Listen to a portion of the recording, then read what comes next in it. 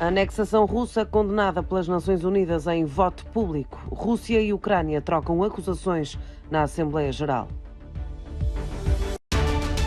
Bélgica aperta o cerco aos traficantes de droga que utilizam o porto de Antuérpia como porta de entrada de cocaína no continente. Nobel da Economia entrega 3 investigadores. A Academia Sueca distingue académicos norte-americanos por trabalhos na área dos bancos e das crises financeiras.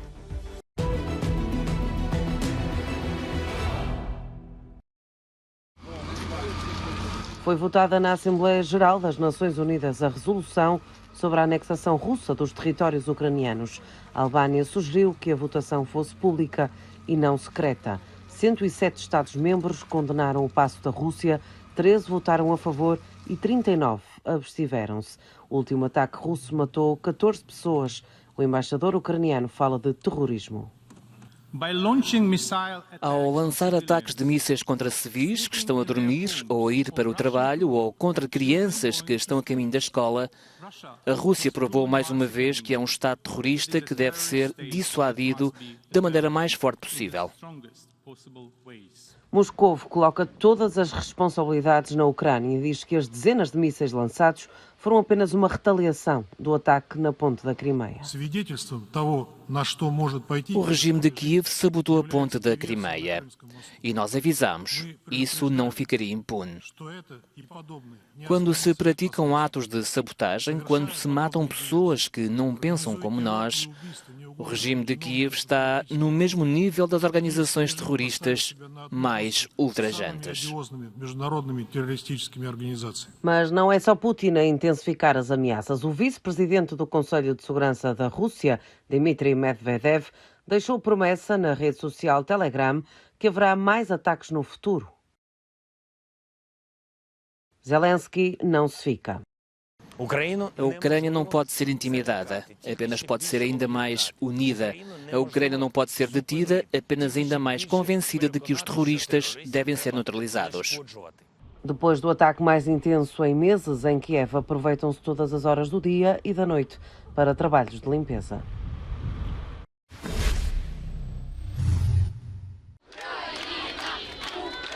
Num dia de ataques massivos sobre cidades da Ucrânia, registaram-se manifestações contra a Rússia em diversas capitais europeias.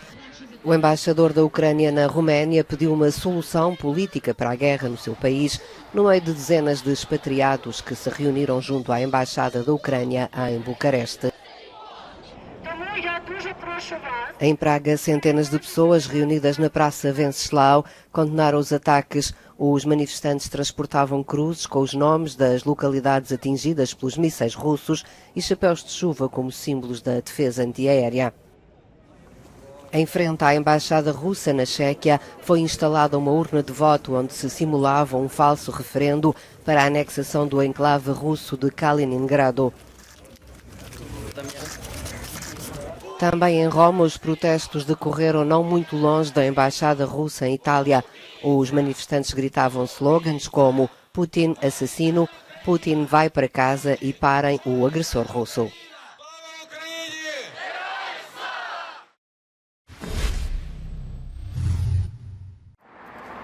Comunidade internacional em peso contra os ataques desta segunda-feira a Kiev e a outras cidades ucranianas. Para a União Europeia, os bombardeamentos são semelhantes a crimes de guerra. O que está a acontecer é repugnante. Este ataque indiscriminado contra crianças, pessoas que vivem o seu dia-a-dia, que vão para a escola, civis que são mortos, é absolutamente condenável. Vou repetir o que sempre disse. O apaziguamento nunca funcionou e nunca vai funcionar. Isto são crimes de guerra e a resposta tem de ser proporcional.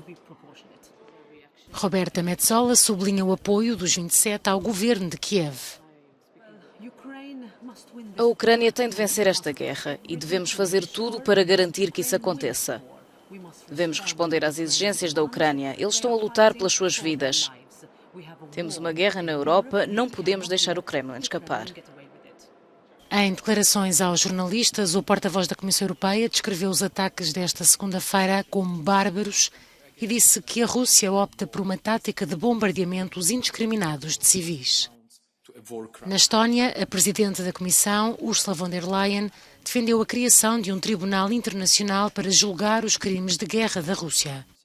Do lado da NATO, o secretário-geral da organização condenou os ataques às infraestruturas civis da Ucrânia e garantiu que a Aliança Atlântica vai continuar a apoiar o bravo povo ucraniano na luta contra a agressão do Kremlin durante o tempo que for necessário.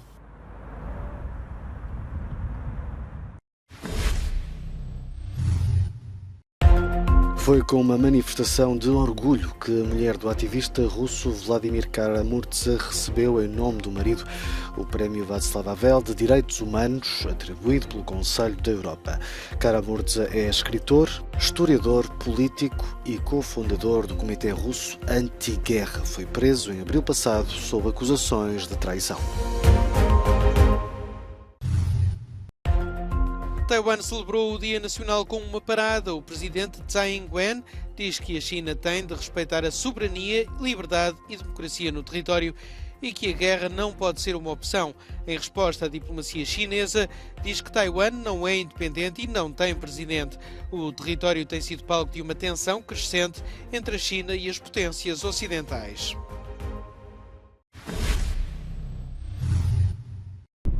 O porto de Antuérpia, na Bélgica, é frequentemente considerado como a porta de entrada da cocaína na Europa. Sendo o segundo maior porto do continente, milhões de contentores marítimos passam por aqui todos os anos. Neste posto de inspeção alfandegária, centenas de caminhões são diariamente analisados por raio-x em busca de produtos ilegais, particularmente narcóticos. Nos últimos anos, a Bélgica tem assistido a um enorme aumento do crime organizado relacionado com a droga, especialmente através deste porto.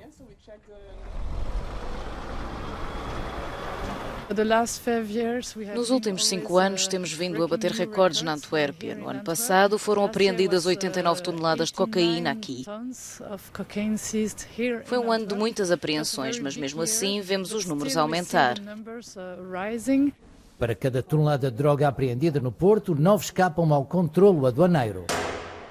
O governo belga leva esta criminalidade a sério e pretende combatê-la.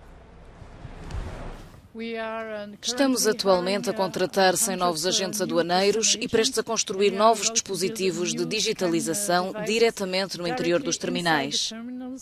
O objetivo é digitalizar 100% dos contentores de risco. Este aumento da criminalidade é acompanhado por um aumento considerável da violência dos gangues criminosos. No mês passado, o ministro belga da Justiça foi vítima de uma tentativa de rapto frustrada ligada ao crime organizado nos Países Baixos. Há quem fala em narcoterrorismo, outros já chamaram a Bélgica um narco-estado. Mas será isto justificado? Não há razão para definir a Bélgica como um narco-estado. Há enormes diferenças relativamente aos verdadeiros narco-estados, como o México, por exemplo.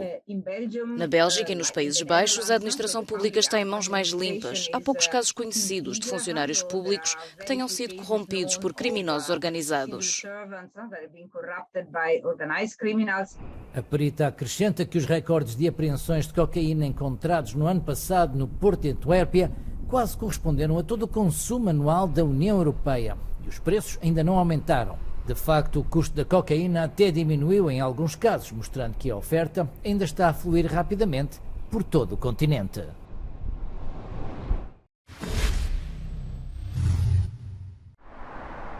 A Academia Sueca divulgou esta segunda-feira em Estocolmo o nome dos laureados com o Nobel da Economia e este ano há 3 vencedores e todos eles norte-americanos. Ben Bernanke, ex-presidente da Reserva Federal dos Estados Unidos, e outros 2 economistas, Douglas Diamond e Philip Dybvig, foram premiados por trabalhos de investigação sobre as crises financeiras e a importância de evitar o colapso dos bancos. Para o cidadão comum, este prémio dá-nos os instrumentos para reduzir os riscos no setor do financiamento e, portanto, para evitar a crise financeira com uma compreensão muito melhor daquilo a que o regulador tem de estar atento hoje em dia. Bernanke é apontado por muitos analistas como o responsável por ter evitado o colapso do sistema financeiro durante a crise de 2008. De acordo com a Academia, as investigações dos 3 economistas, lançadas no início da década de 1980, dão instrumentos práticos para evitar tanto crises graves como resgates dispendiosos.